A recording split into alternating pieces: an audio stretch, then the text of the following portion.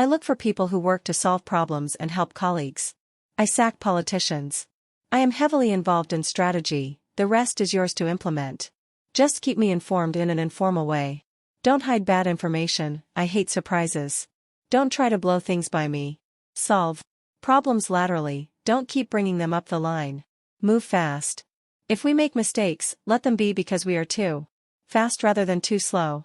Hierarchy means very little to me. Let's put together in meetings the people who can help solve a problem, regardless of position. Reduce committees and meetings to a minimum. No committee decision-making. Let's have lots of candid, straightforward communications. I don't completely understand the technology.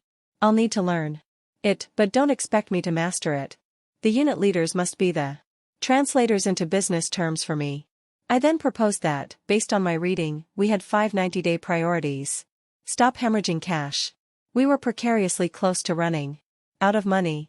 Make sure we would be profitable in 1994 to send a message to the world, and to the IBM workforce, that we had stabilized the company.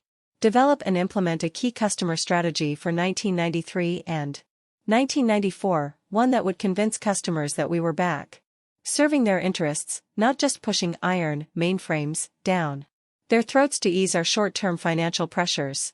Finish right-sizing by the beginning of the third quarter.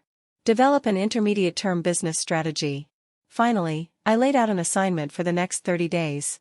I asked for a 10-page report from each business unit leader covering customer needs, product line, competitive analysis, technical outlook, economics, both long and short-term key issues, and the 1993 to 94 outlook. I also asked all attendees to describe for me their view of IBM in total. What short-term steps could we take to get aggressive on customer relationships, sales, and competitive attacks? What should we be thinking about in our long-term and short-term business strategies? In the meantime, I told everyone to go out and manage the company and not to talk to the press about our problems, and help me establish a travel schedule that would take me to customers and employees very early.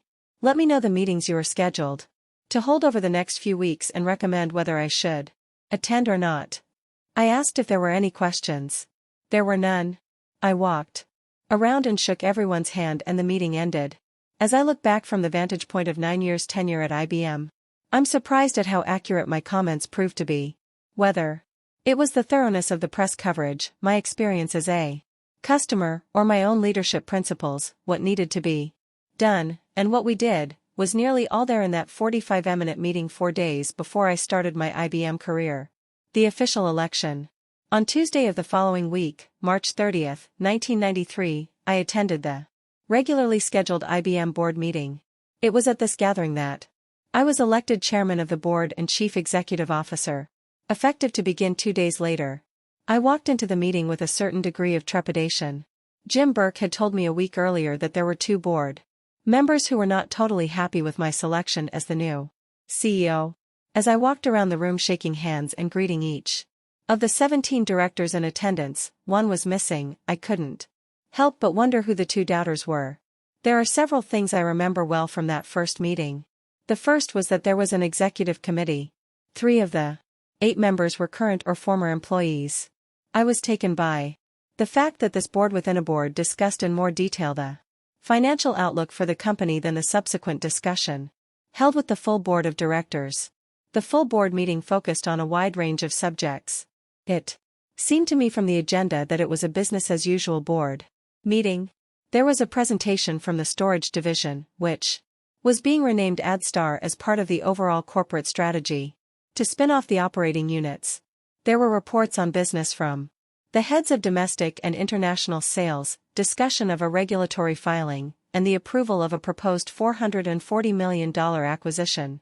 If the directors felt there was a crisis, they were politely hiding it from me. The meeting got a bit more animated during a report on financial affairs. Among the items reported was that the March quarter's gross margin on hardware had declined 19 points from the prior year and that System/390 mainframe prices had declined 58% over the same period. The projection was for a loss of 50 cents a share for the quarter ending the next day. The cash situation was deteriorating fast. A major item of business was to approve a new financing plan authorizing the company to increase committed lines of bank credit to $4.7 billion. And to raise $3 billion through the issuance of preferred stock and/or debt and securitization of United States trade receivables, selling, at a discount, IOUs, from customers in order to get cash sooner. It was clear there was a high degree of uncertainty surrounding the financial projections. The meeting ended. There were polite statements of good luck and glad you're here, and everyone left. John Akers and I then met to talk about the company. John and I had served together on the New York Times Company Board of Directors for several years, saw each other frequently at CEO level events, and had a solid personal relationship prior to his departure from IBM. We were as comfortable as two people could be under the circumstances. We talked mostly about people. He was surprisingly candid about and critical of many of his direct reports. In reviewing my notes from the meeting, I guess I subsequently agreed with 75% of his appraisals. What struck me was why he could be so critical but still keep some of these executives in place. He had two favorites.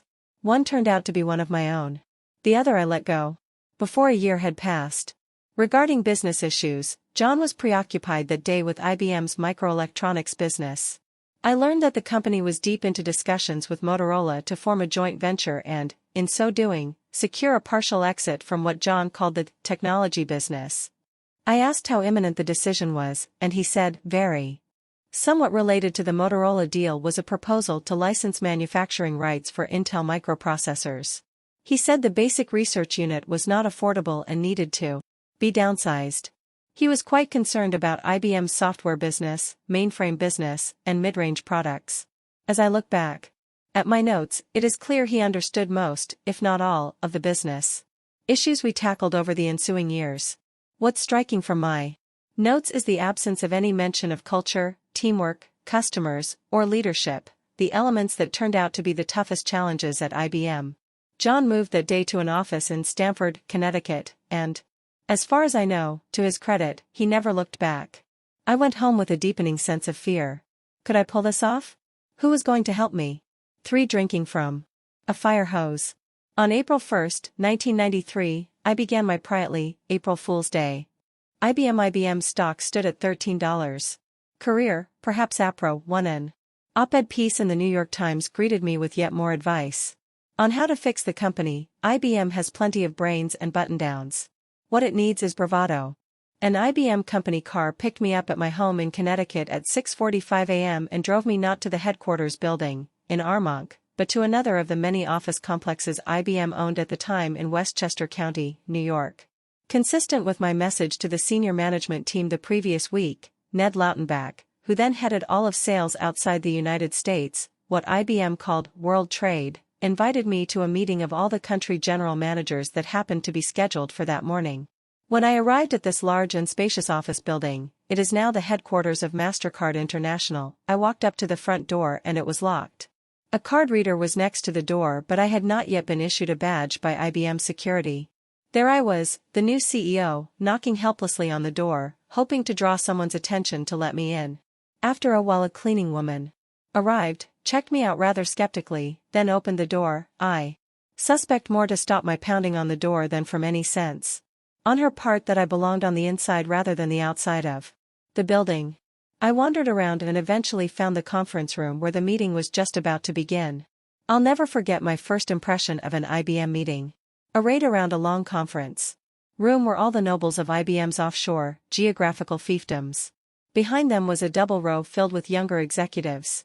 All the principals were white males, but the younger support staff was far more diverse. The meeting was an operations review, and each of the executives commented on his business. I noticed the backbenchers were scribbling furiously and occasionally delivered notes to the people at the table. It looked like a United States congressional hearing. During a coffee break, I asked Ned Lautenbach, "Who are all these people who are clearly watching but not participating?" He said, "Those are the executives AAs.